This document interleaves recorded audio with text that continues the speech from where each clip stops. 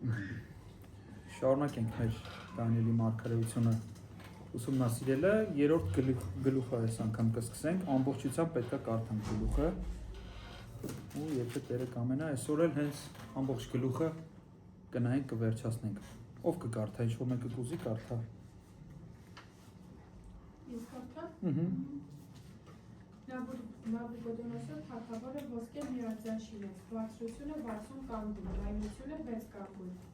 Այն կանգնացրեց Դուրայի դաշտում Բաբելոնի գավառում։ Նաբուկոդոնոսոր թագավորը հրաման ուղարկեց, որ հավաքեն սատրապետներին, կուսակալներին, կառավարիչներին, խորհրդականներին, գանձապետներին, դատավորներին, օրենսգետներին և գավառների բոլոր իշխանավորներին, որպեսզի գան Նաբուկոդոնոսոր թագավորի կանգնեցրած արձանի նավակատինքին։ Այդ ժամանակ սատրապետը, կուսակալները և կառավարիչները, խորհրդատուները, գանձապետերը, դատավորները, օրենսգետները և գավառների բոլոր իշխանները հավաքվեցին Նաբուկոդոնոսոր թագավորի կանգնեցրած արձանի նավակատինքին և կանգնեցին այն արձանի առջև, որ կանգնեցրել էր Նաբուկոդոնոսորը։ Եվ մունետիկները բարձրաձայն կանչում էին, ով ժողովուրդներ, ազգեր և լեզուներ, ձեզ է ասվում, երբ լսեք փողի, սրենգի, քնարի, ջութակի, տավիղի, տիկի և ամեն տեսակի նվագարանների ձայնը, վայր ընկեք և երկրպագեք այն արձանին, որ կանգնեցրեց Նաբուկոդոնոսոր թագավորը։ Ով չընկնի և չերկրպագի, իսկույն կգցվի կրակով բորբոքված հնոցի մեջ։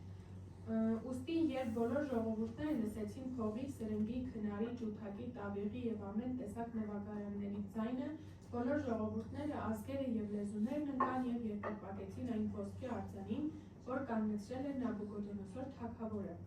Այդ ժամանակ քաղդեացի մի քանի մարդ մոտեցան և չարախոսություն արեցին հրեաներից։ Խոսեցին և ասեցին Նաբուկոդոնոսոր թագավորին. Հավիտյան ապրիր, թագավոր, դու ով թագավոր հրամայեցիր, որ ամեն մարդ, երբ լսի փողի, սրենգի, քնարի, ջութակի, տավիղի, տիկի և ամեն տեսակ նվագարանների ձայնը, թող ընկնի և երկրպագի ոսկե արձանին, և ով չընկնի ու չերկրպագի, կգցվի կրակով բորբոքված հնոցու մեջ։ Մի քանի հրեաներ կան, որոնց դու նշանակել ես Բաբելոնի գավառը կառավարելու համար, Սեդրակը, Միսակը և Աբեդնագովը, այս մարդիկ քո հրամանին ուշադրություն չեն դարձնում, ով թագավոր, քո աստվածներին չեն պաշտում և քո կանգնեցրած ոսկե արձանին երկրպագություն չեն անում։ Այն ժամանակ Նաբուկոդոնոսորը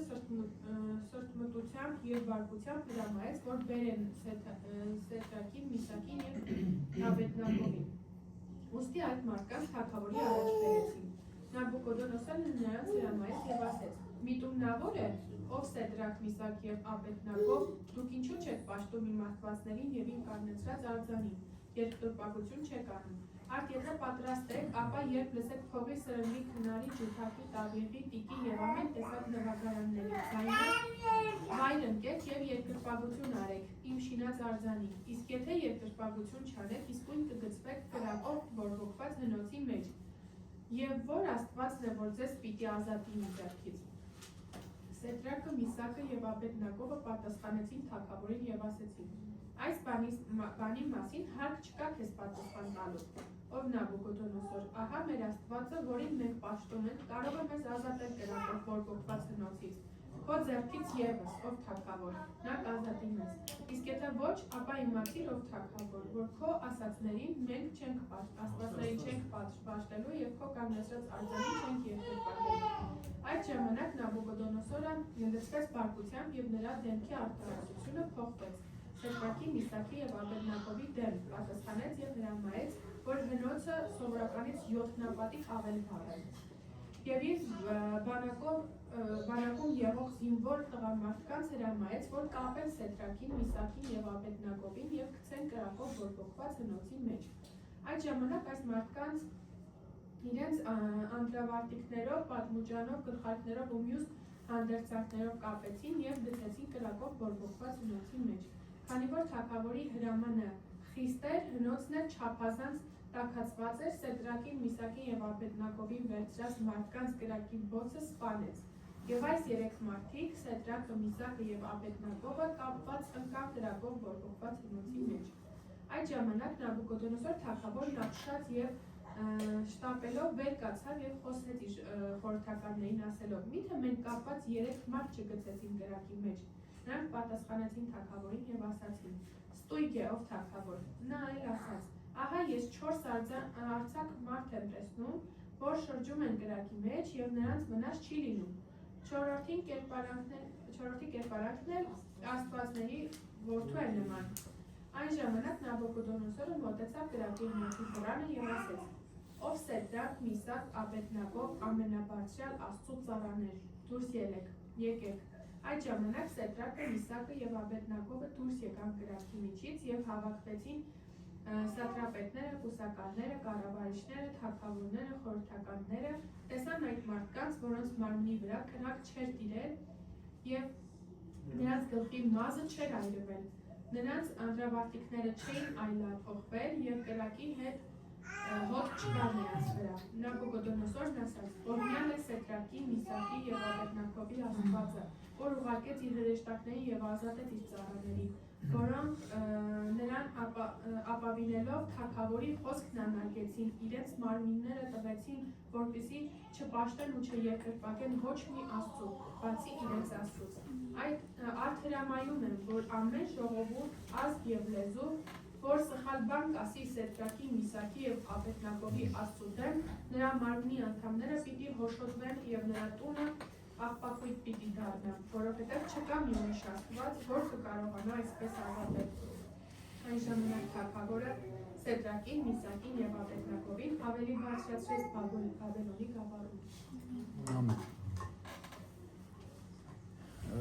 Այս գլուխը լավ բավականին երկար էր, բայց եթե նկատեցիք, ինքը մի պատմություն էր, շատ կարճ պատմություն էր, եթե նկատեցիք, իրան երկարացրեցին մի քանի բաներ։ Նվագարանների կրկնությունը, հիշում եք, չէ՞, ամեն անգամ ոնց որ նույն ուսակալների պաշտոնները իրար հետևից որ թվարկում է։ Իրենց անունները մեկ էլ են, որ Նաբուկոդոնոսորը արձան կառուցեց եւ պատրաստեց։ Այս ամեն ինչի շուրջն է կառուցած, ու այս ամեն ինչը պատահական չի։ Ներշի որ չէր կարա գրած լիներ եւ նրանք դուրս եկան կամ չգիտեմ եւ այս մարդիկ տեսան։ Սա ամեն ինչը սա աստվածաբանական շեշտադրումներ է, որ հիմա կտեսնենք։ Եթե մեկ էլ նկատեցիք Դանիելի մասին ոչ մի հիշատակում չկա այս գլխում։ Ու մենք այս 3 երիտասարդների մասին արդեն գիտեինք առաջին գլխից, առաջինում մենք ծանոթացանք Դանիելի 3 ընկերների հետ, ովքեր իրենք էլ Դանիելի պես ունեին ամուր հաստատուն հավատ, չէ՞, մեր Աստծո հանդեպ ու Դանիելի նման իրանք էլ Հուդայից երիտասարդներ էին, որոնք գերեվարվել էին ու բերվել էին Բաբելոն, որպեսզի վերապատրաստվեն, թագավորի առաջ ծառայելու համար։ Ու Դանիելի նման էլի իրանք էլ օրհնվել էին Աստծուց, իրենց ուսման շրջանից հետո էլ դրվել էին, տպավորել էին թագավորին ու նշանակվել էին բարձր պաշտոնին։ Ու Դանիել 3-ը արդեն ավելի խորն է, բացահայտում այս 3 երիտասարդների ինքնությունը, որպես անձնական իրենց փորձառություն, այդ գիտելիք իրենք ոնց էին ընդհանրապես իրենց կյանքում կիրառում, երբ որ հստակ կիրառելու տեղը ու պարագան գալիս էր հասնում էր։ Ու նաև ցույց է տալիս Աստծո զորությունը այդ մարդկանց կյանքում։ Ոչ թե միայն իրենք ոնց էին պահում Աստծո խոսքը, այլ Աստված ինչպես պահեց իրենց այդ ամեն ինչի մեջ։ Ու գլուխը արդեն ինչպես նշեցի, կառուցված է հատկապես առաջին 18 համարները արքա Նաբուկոդոնոսորը ոսկե արձան շինեց եւ կանգնեցրեց արտահայտության շուրջ։ Շատ է կրկնվում այս արտահայտությունը։ Ու այս ամեն ինչը պատահական չի, ինքը հակամարտություն է ներկայացվում, ճշմարիտ Աստծուն երկրպագելու, մեկ էլ կրոնի որպես իշխանության գործիքի օգտագործման միջև, այս երկուսի միջև հակադրություն կա։ Պատմությունը 7 մասի են բաժանել։ Սկզբից կնայենք առաջին 7 համարները Նաբուկոդոնոսորի արձանը, ու իր երկրպագելու այդ հրամանը։ Ընդհանրապես մի օգտակար ձեզ գործիք ասեմ, ցանկացած պատմություն երբ որ կարդաք Աստվածաշնչյան, եթե պատմության ժանրով է գրված, եթե ուշադիր լինեք, սկզբից նկարագրվում է միջավայր, տեղանք, որտեղ որ պետք է հեսա ինչ-որ բան տեղի ունենա։ Հետո ծանոթացվում են ինչ-որ դեմքեր, անձեր օրինակ, մարդկանց անուններ, որոնք լինելու են դրա գլխավոր դերերում։ Ինչ-որ տարածքներ, անուններ, որտեղի է ունենալու դեպքը։ Հետո դրանից հետո ունեք արդեն դեպքերի զարգացում պատմության, հա, հունով։ Դրանից հետո ունենք խնդիր։ Ամեն պատմության հետաքրքիր մի հատ հատվածն է։ Ունենք խնդիր, հա, մենք ասում ենք կուլմինացիա, որ այդտեղ արդեն ամեն ինչ ծայրահեղ է դառնում։ Դրանից հետո ունենք արդեն հանգուցալուծումը։ Ինչ որ հանգուցալուծում, կամ լավ, կամ վատ, այս է ընդհանրապես պատմությունը նայելու ձևը, ոչ միայն էս, այլ ընդհանրապես։ Հիմա մենք այս ամեն ինչը կտեսնենք հերթով, sense քայլ առ քայլ։ Տեսեք, հենց սկզբից ինչ է նկարագրվում, որ Նաբուկոդոնոսորը մի հատ արձանը կանգնեցնում Դուրայի դաշտում, ու ասում է, որ պետք է երկրպագել սրան։ Որ ընթերցողը արդեն սկզբից իմացավ ինչի մասին է լինելու, կարելի է միանգամից խնդիրներ հասկանալ, հետո ինչ խնդիրի են բախվելու, եթե անգամ չգիտենք ովքեր են բախվելու։ Այս ամեն ինչը շատ արագ է, հա, հեղինակը Դանիելը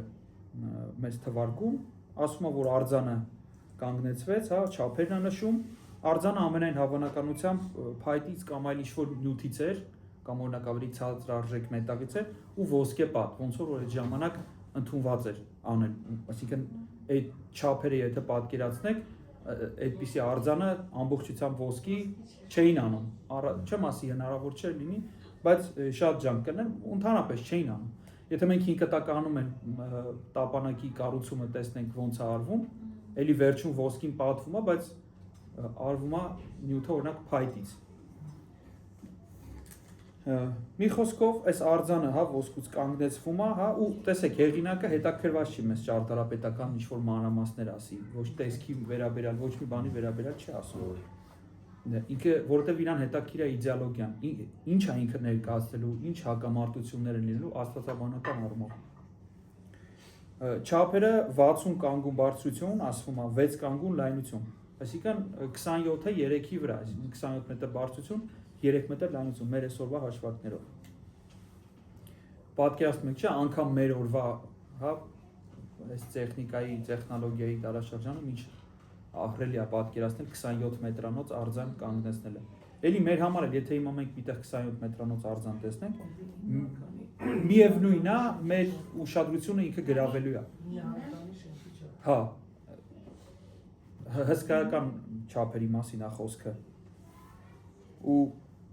Դուրայի դաշտն գտնվում էր Բաբելոնի մոտ, այսինքն sense պատկերացրեք, որ մարդաշատ վայրում կենտրոնական, հա, ավելի շատ աժոտաժային ինչ-որ վայրում կանգնեցվում է այդպիսի մեծ արձան, որը հեռվից հեռու էլ շատ որ հաշվեք կամ չգիտեմ, մի քիչ փորձեք կգտնեք, ես այդքան չեմ հաշվի, թե այդքան չափերի արձանը ինչքան հեռվից հնարավոր է տեսնել, մի քիչ մաթեմատիկական հաշվարկ կա։ Իրան ինքը շատ հստակ կարար երևար անգամ լավ հեռվից։ Ինքը ուզում է, որ այդ ամեն ինչը աչք ծակի մարդկանց։ Ու ինքը նպատակ ունի։ Այս ոսկե արձանը կայսրությանը միավորելու միջոց է հանդիսանում։ Արձանը, տեսեք, ինքնին որպես Աստված կոչված չի ասում, որ Աստված կանգնեցրեց կամ նմանատիպ ինչ-որ բան, բայց ասում է, որ ինքը նախատեսված է երկրպագություն ստանալու համար։ Ու սրա նպատակը տեսնում ենք, որ կայսրության բոլոր ազգերին, ցենց արտահայտություն չէ, մենք տեսանք ազգեր, լեզուներ, ժողովուրդներ, սրանց միավորելն էր մի կրոնական քաղաքական համակարգի տակ, հա, որ բոլորը լինեին մի մտքի, թե քաղաքական առումով, թե կրոնական առումով, որովհետև դա ոչ մեկիս էլ գաղտնիք չի, մարդկանց հեշտ կառավարելու միջոց է։ Ու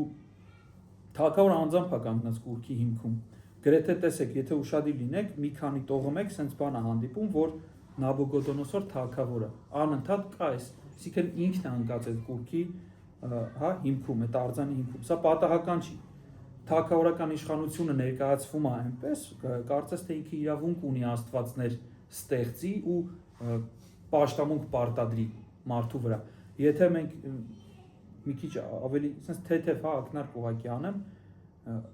հայտնության 13-14 գլուխները հիշենք, կարելի է զուգահեռներ անցկացնել, ուղղակի հիմա ժամանակը չի ների, բայց շատ հետաքրքիր զուգահեռներ կարելի է անցկացնել, դրանից հետո, որ գազանը արդեն դուրս է գալիս ու պաշտամունքը պարտադրվում է, նայած ամեն մեկը ոնց է մեկնում այդ երկու գազանները ծովի ցամաքի, բայց ամենայն ընդունված է բարեկարգյալ տեսակետով, մեկը քաղաքական իշխանություն ելու, մեկը կրոնական, այսինքն մարդուն երկու կողմերից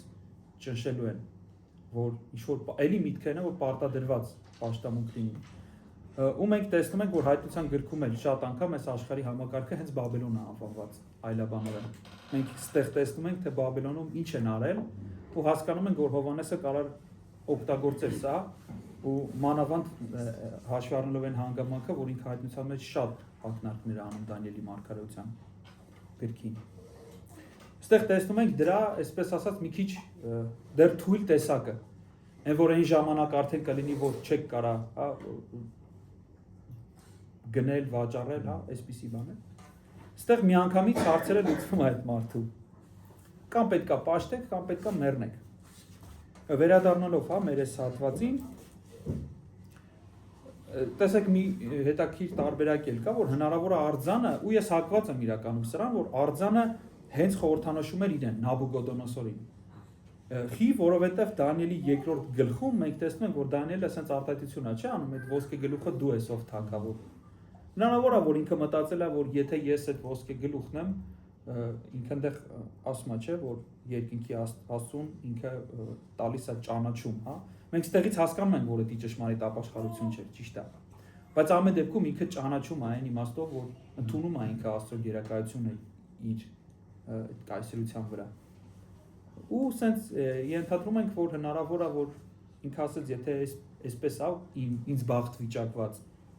ինչ գլուխ են միանգամից ամբողջներ, ուրեմն ես եմ։ Սենց բան կարեն, որտեղ ինքը շատ հետաքրքիր զուգահեռներ ա գնում երկրորդ գլխի իր այդ ոսկե գլխի տեսիքից հետո պատրաստվում է ոսկե արձան։ Պարտադիր չի, որ ասես օրինակ հաջորդ օրնակ, սենց բանը մի օրվա բանով չի լինում։ Մենք չգիտենք ինչքան ժամանակ անցել, բայց բավականին անցել է, որ կարացել են 27 մետրանոց արձան պատրաստել։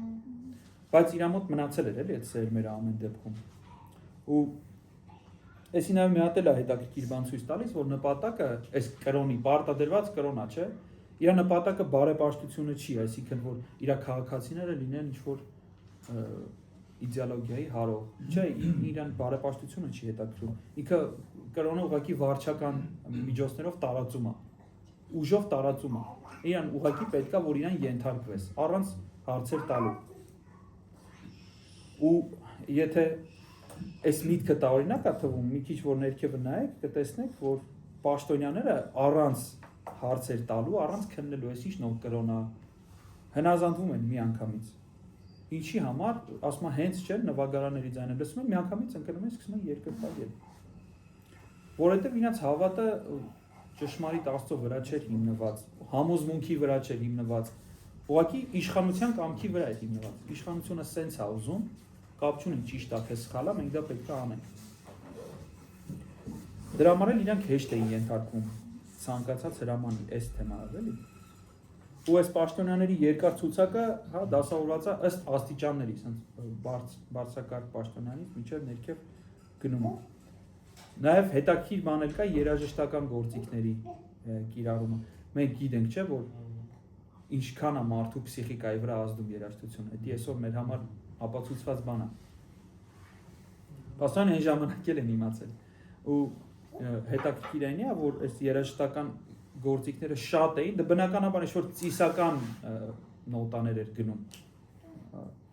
Ինչ-որ կլասիկա չի եղել, էլի, ծիսական ինչ-որ բան է եղել, որը տանում է մարդկանց պաշտամունքի։ Ու այստեղ ինքը ծառայում է որպես sense ծիսական խորհրդավորություն ապահովելու, հա, որպեսզի sense աուրան այդ մթնոլորտ ապահովի, որ մարդիկ դրա տակ կարողանան անեն ինչ-որ իրանց պարտադրվում է։ Ու նաև ինչու՞ չէ արտաքին շքեղության համար, որպես արդեն շքերթի, հա, sense ինչ-որ տպավորություն թողելու համար է լինում։ Դա այսինքն սովորական իրադարձություն չի, որ այս արձանին պաշտում ենք, դրանով իրանք առաջնորդվում են այդ երաժշտական գործիքներով։ Ու այս ցուցակի կրկնությունն էլ էլի պատահական չի, ինքը ունի սատիրիկ ազդեցություն, այսինքն ինչ է անում հեղինակը, Դանիելը, ինքը հումորի, իրոնիայի կամ այս չափազանցության ձևով ինքը ծաղր անում այս մարդկանց հիմարությունը։ Ինչի եմ սենց ասում, ինքը ընդհանրապես ձև է, էլի, գրական ժանր է, որով որ մարդուն դու ոչ ուղիղ կերպով, բայց բացահայտում ես իր արածի,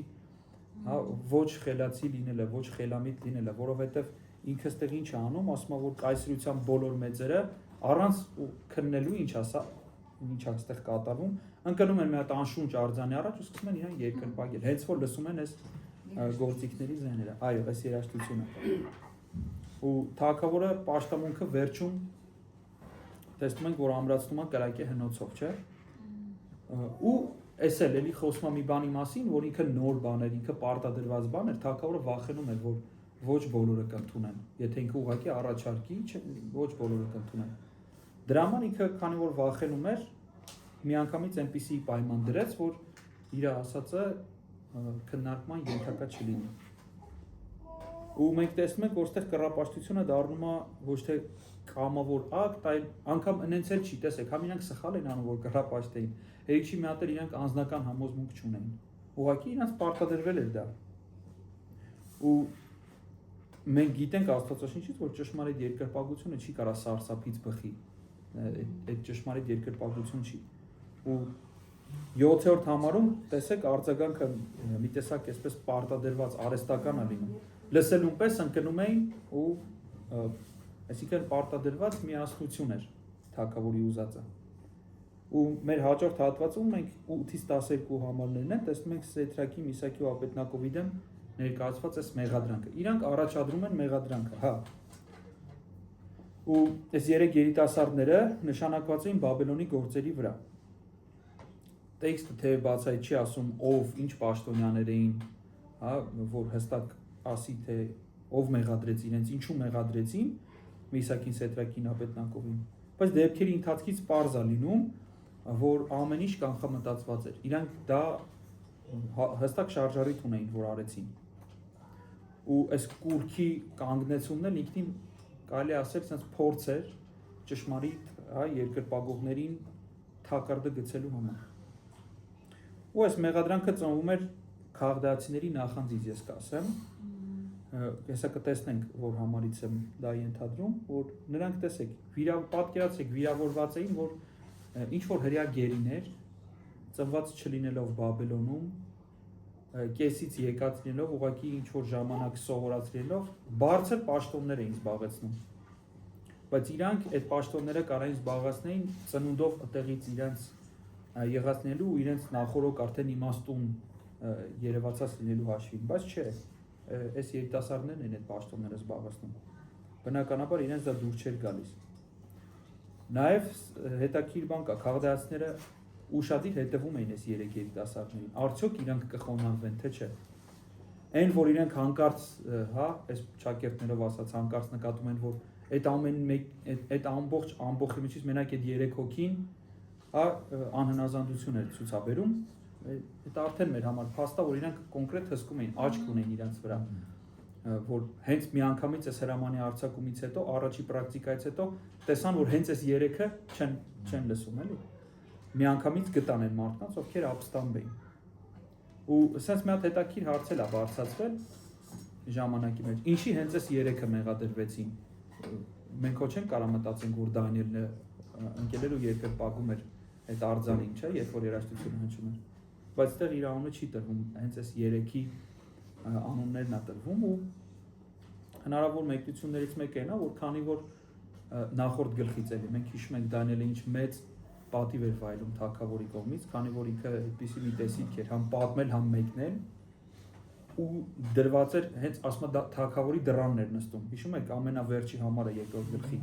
Ինքը շատ բարձր պաշտոն ուներ ու թագավորի բարեհաճությունն էր վայելում։ Ու հնարավոր է, որ իրենք մտածում էին, որ եթե Դանիելին ներգրավեն այդ իրենց մեղադրանքի մեջ, թագավորը ինչ որ ձևով կմեղմի այդ հնոցի պատիժը, չի ուզենա գցի Դանիելին հնոցը իրենց հետ ու կստացի, որ իրենց ուզածը չի լինի։ Չնայած թագավորները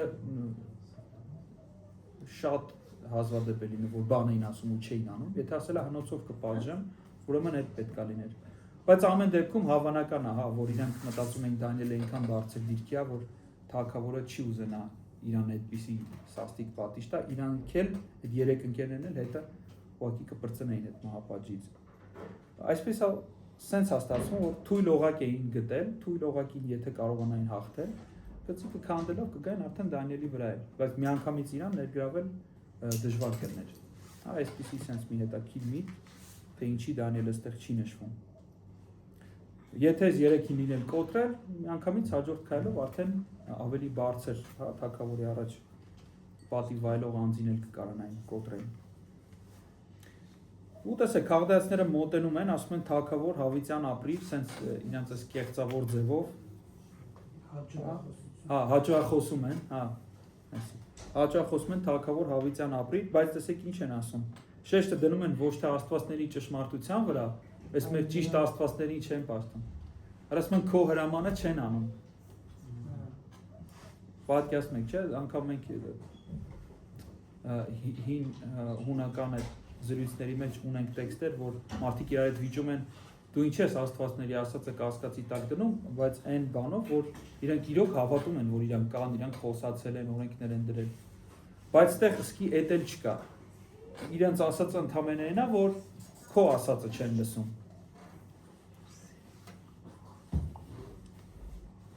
Նրանք ընդգծում են հատուկ, տեսեք ինչ ասում, սրանք այն հրյաներն են, որոնց դու բարձր պաշտոն ես տվել։ Տեսակ ինչ եմ ասում իրանք, որ նախանձներ իրանք արժան։ Այս համարը շատ լավ բացատրում է։ Հա։ Հա, նախանձները, այսինքն ինքը ասում է, այս են հրյաներն են, որոնց դու բարձր պաշտոն ես տվել։ Այսինքն իրանք որ չլնեին, Դանիելն ու իր անկերները, շատ հնարավոր է, որ հենց իրանք լինեին իրանք։ Հա, հա։ Ավելի շատ հնարավոր է իրանք Հա։ Այսինքն ինչ են ասում, իրանց ասածը ինչ է, որ դու բարձր պաշտոնների նշանակեցիր, ուզում են ասեն ապերախտ մարդիկ են իրանք, հերիք չի դու այսքան լավ բան ես արել իրանց համար, պատվիրածդ մի բան է, էդ էլ չեն լսում, սենց մի բան է ստացվում էլի, որ իրենց շարքից անեն։ Ու իրանք չեն քննարկում, որ Աստվածն է ճշմարիտ, որտեղ իրանք դա ընդհանրապես հետաքրքիր չի, ուղղակի քաղաքական իրենց նպատակներն են առաջ տանում։ Ու արդեն ունենք թագավորի սպառնալիքը, հա, հնոցով 13-ից 15 համարներին անցանք։ Դանիելը նշում է, որ թագավորը սկզբից կատաղությամբ էր լցված։ Որովհետև անտանելի էր իր համար, որ հա, երբ որ իր հրամանը ակնհայտորեն մեկը մերժում էր կատարել։ Ու Նաբուկոդոնոսորը հետո հանդարտվում է ու այս 3 երիտասարդներին հարցնում է, որ արդյոք իրանք այժմ պատրաստ են խոնարհվեն, թե ոչ։ Ու առաջի հայացքից ինքը մեղմ է թվում, ոնց որ sense ընտրություն է տալիս իրանք, բայց իրականում այդպես բան չկա։ Ու ստացվում է այսպիսի մի ընտրություն։ Ինքը ասում է կուրքին, որ ես եմ պատրաստել։ Իր ասածը մեկը հետևյալն է, կամ կխոնարհվեք, կամ կմեռնեք։ Այնպես չի, որ ինքը լավ բան է իրանք առաջարկում։ Իմ պատրաստած կուրքին դուք եկեք մոռանում ենք այն հին ձեր չարածը։ Հիմա եթե անեք, ես կմոռանամ։ Բայց եթե չէ, միանշանակ պատիժը մնում է նույնը։ Այսինքն դուք իրավունք չունեք քննարկելու իմ հրամանը, հա, եթե ես այս պաշտամունքը հաստատել եմ, պետք է անեք։ Ու տեսեք, sense մի հատ հետաքրքիր միտք կա, այսի կարելի է կիրառության մեջ խոսել, կխոսենք դեռ, բայց էս է տեղը էլի, որ ասեմ, նայեք, իրենք վտանգի առաջ էին, չէ՞։ Կարային կորցնեին իրանց թե կյանքը, թե դիրքը, կարային, բայց sense մի հատ ուրիշ բան անեին, որ այսօր ես շատ մարդկանցից եմ լսել, որ արել են, քրիստոնյաներից, հա, որ կարային օրինակ sense ասեին, դե եկեք մի հատ արտակնապես ուղղակի այս բան հարմարվենք, հա, հարմարվենք, մեկը ինքը ո մեր սիրտը չի տենում, մենք էլի Աստծուն ենք պաշտում, ուղղակի արտակին այս բանին մի հատ խոնարհվում ենք ու ամեն ինչ վերջանում է։ Հա, sense արքան, բայց տեսնում ենք, որ բացահայտ մարտահրավեր ան է, ասում է, որ Աստվածը կփրկի ձեզ իմ ձեռքից։ Ինքը արդեն իրան ու մեր Աստծուն դնում է հակադրության մեջ։ Այսինքն, եթե իրանք sense մի բան անեին, որ այսօր շատ մարդկանց համար նորմալ է դա անելը, կստացվեր, որ իրանք բացահայտ անհնազանդություն են ցուցաբերում Աստծուն։ Դա մենք ելից 20-ից գիտենք, չէ՞։ Ու այդ արտաքին, այդ չգիտեմ, մի պահ հարմարվելու այդ տակտիկան չէր աշխատի։ Բնականաբար ինքը ճիշտ տակտիկա չի։ Ուզում ասեմ, կարային sense բան մտածեին։ Բայց իրանք տես չեն մտածում, չեն ասում, բերեք արտաքինից հարմարվենք, այս պահը անցնի, հետո բան կանենք, արդեն կշարունակենք մեր Աստծո պաշտամունքը։ Բայց տեսեք, իրանք ինչ պատասխան են տալիս։ Այն բանից հետո որ թագավորը ասում է, որ Աստվածը կփրկի ձեզ իմ ձեռքից, ոնց որ կարելի ասել որպես պատասխան, հա, Դանիելը ասենց հետաքրքիր է շարադրել, որ ոնց որ պատասխան է հնչում։ մեր Աստվածը, ում մենք ենք ծառայում, 17 համարին եթե նայենք, ոնց որ այն նրա պատասխանն է, այն հարցի պատասխանն է, որպես գալիս է համարը։ Ոստեղ արդեն պատմությունը հասնում է իր առանցքային կետին։ Ստեղա, որ բացահայտվում է այս 3 երիտասարդների անսասան հավատարմությունը Աստծուն։ Թագավորի հպարտությունը, իր արած աստվածահայությունը, որ ինքը տեսել էր Աստծո զորությունը, բայց ասեց, այդ որ Աստվածը պետք է փրկի, դառնում են sense ֆոն, որի վրա արդեն հեղինակը ցույց կտա այս 3 երիտասարդների հավատարմությունը, որ դա կփայլի թագավորի արածի ֆոնին։ Իրենք հավատում էին, որ թագավորը այն ինչ որ ասեց, իրական է, այնպես չի իրանք չէին մտածում, որ գցվելու են հնոցի մեջ, հա, գցվելու են, բայց նայեք ինչ են։ Հա, իրենք հավատում էին, որ Աստված կարող է ազատել, բայց չէին ենթադրում, որ դա պարտադիր պետք է տեղի ունենա։ Այս էլ է կարևոր մի հատ բան նկատելու համար։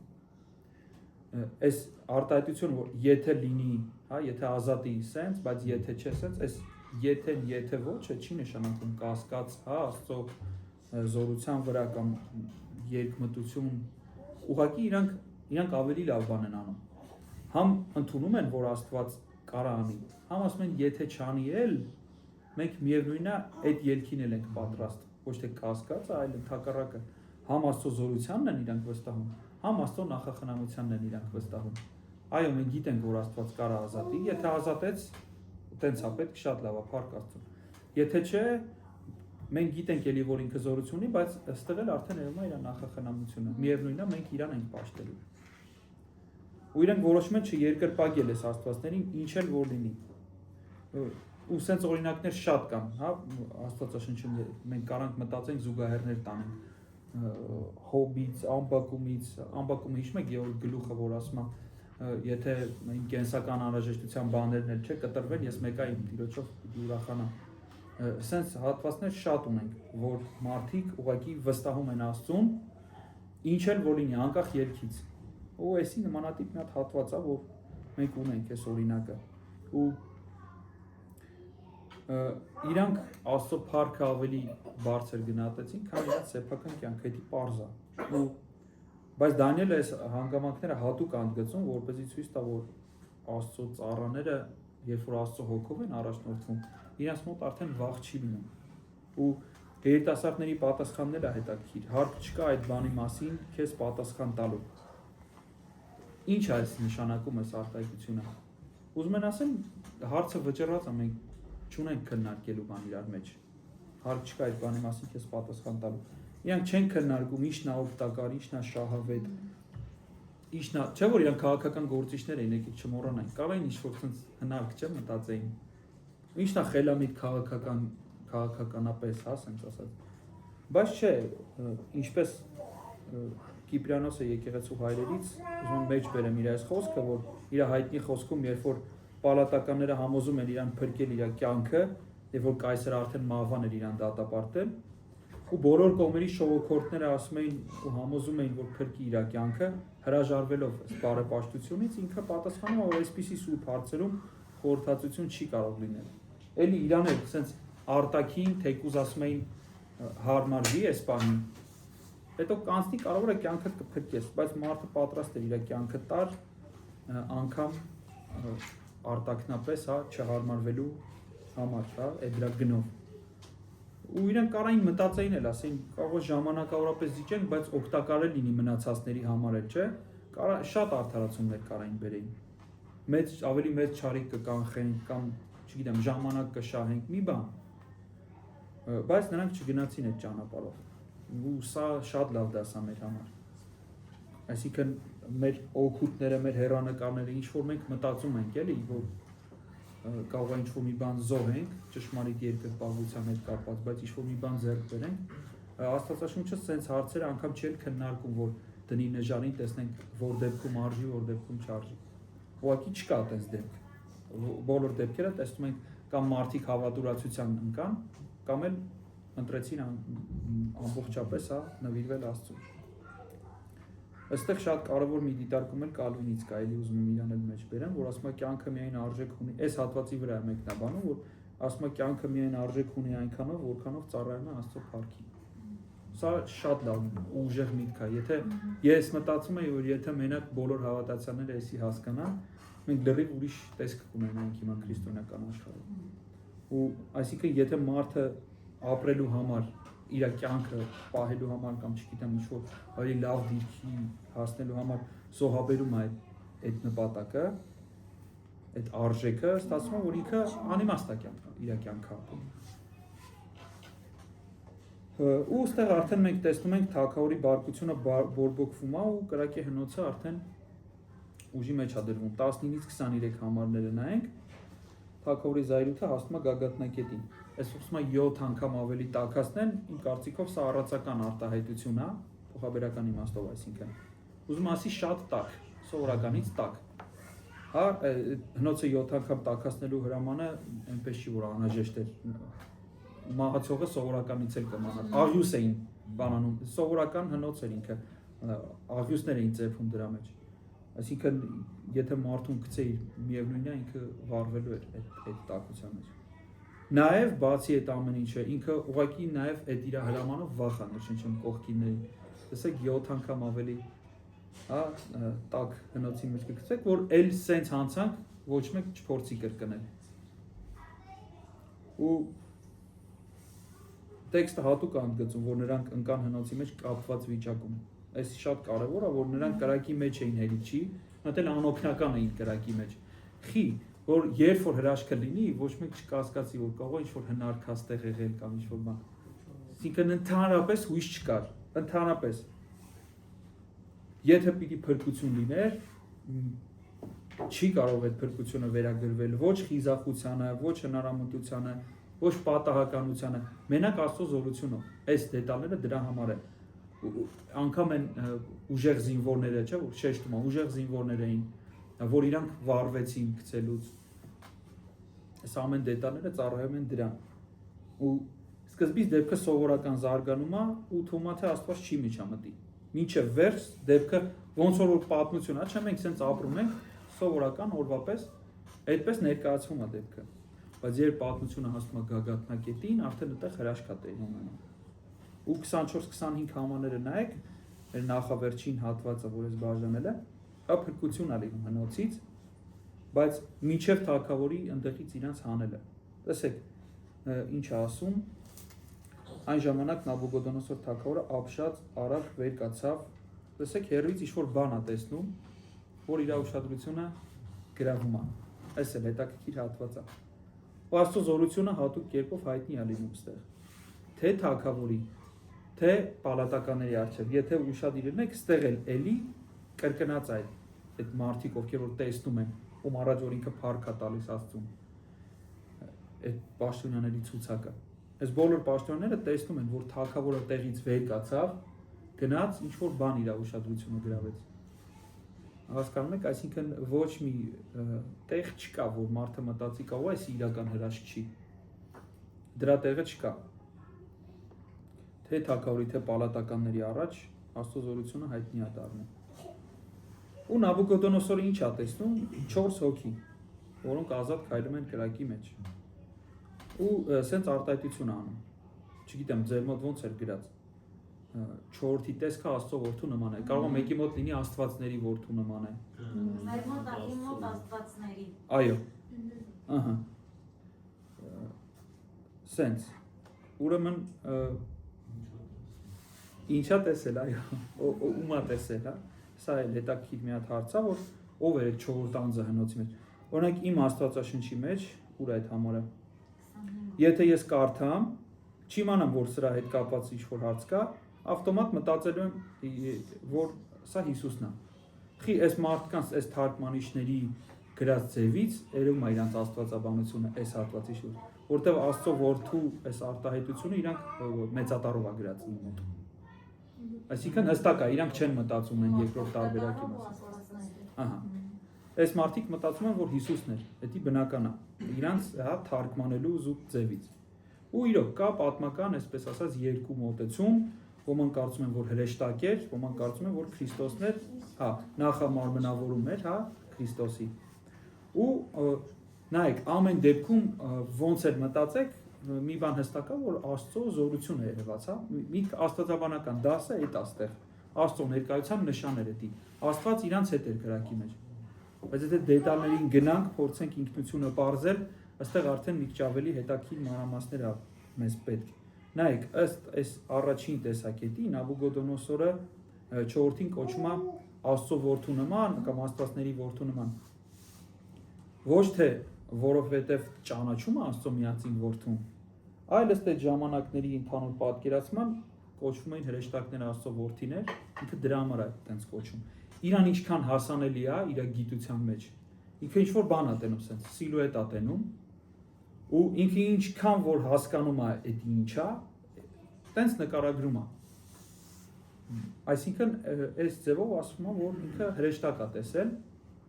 որովհետև չենք կարող մենք իր վրա պարտադրենք, օրինակ հովանական աստվածաբանություն որն է, ինչ որ օրինակ Հովանու ավետարանում կա,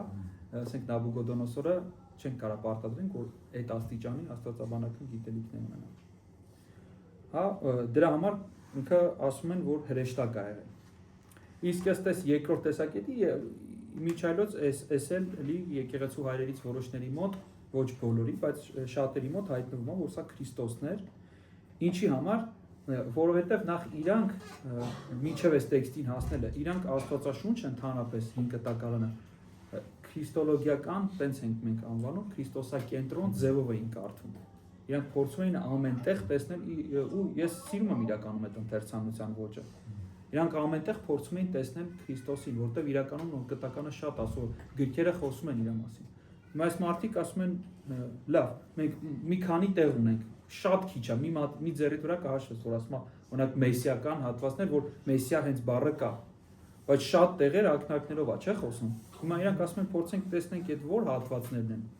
Ու էսի իրանք դնում են այդ հատվածներից մեկի մեջ, որ ասում են, ինչի համար են ասում Քրիստոսն է, առաջին հերթին, որովհետև Աստվածաշնչում ասում են, Աստծո որդի Տիտղոսը բացառապես Հիսուսին է պատկանում։ Երբ որ մեկ ասում Աստծո որդի, դա Հիսուսին պատկանող Տիտղոսը։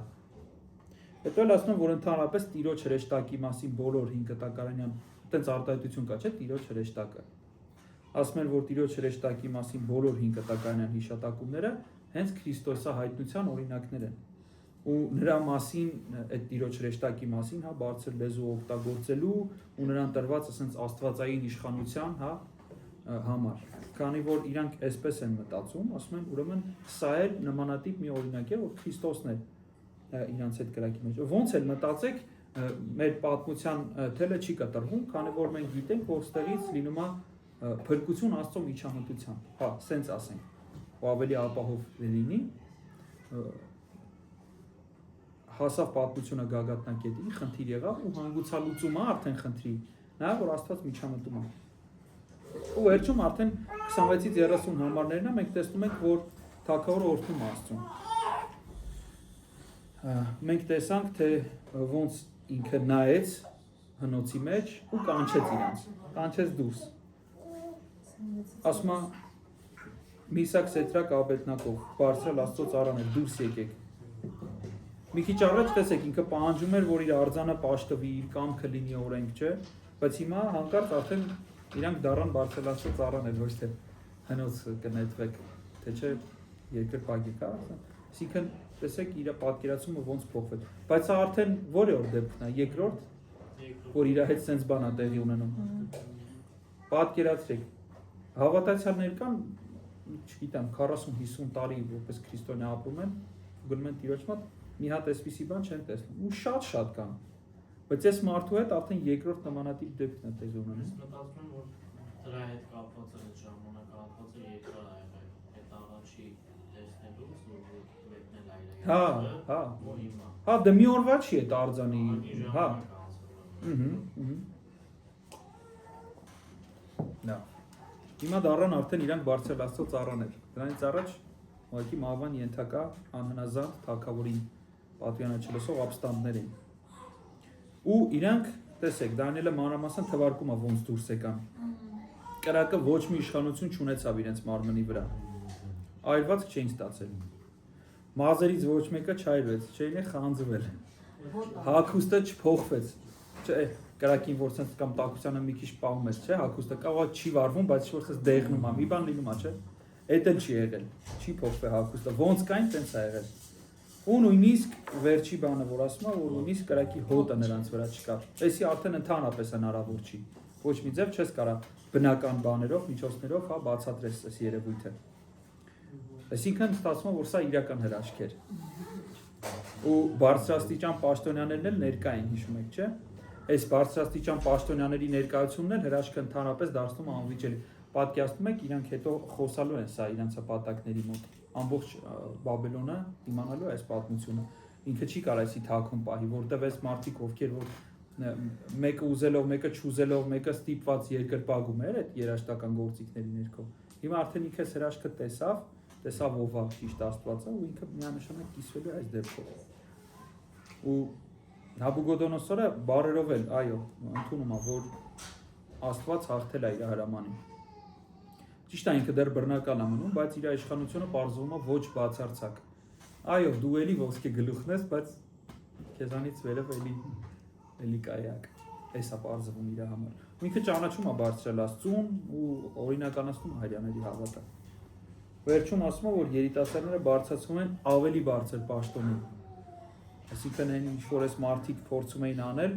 հերիքի չստացվեց, մի հատ էլ ավելի հա թորը գնաց իրանց ծախողումը։ Ու այսքանով արդեն իմ այս դիտարկումները վերջացան, ուղղակի ուզում եմ հիշենք իրանց որպես լավ հավատքի օրինակներ, նվիրված անկախ հետևանքներից։ Վստահ Աստծո խոստումների վրա, բայց հնազանդ, որ եթե անգամ չլինի էլ, միևնույնն է իրանք հնազանդ են։ Ու հավատքով անգամ կրակի դեմ հանդիման։ Ու մենք ուզում եմ մտածենք այս թեմայի հետ կապված, որ մեր հավատքը ինչպես է ավտոմատ, սա մեզ տանում է այս կիրառական հարցին։ Մեր հավատքը ինչ է պահեստային անիվատ, թե կենդանի վստահություն Աստծո վրա։ Այս հարցերը, որ ես առաջ էի բերել, որ կուզեի մտածեինք մեր համար, այս գլխի հիման վրա։ Մնացածով արդեն ձեզ կլսեմ։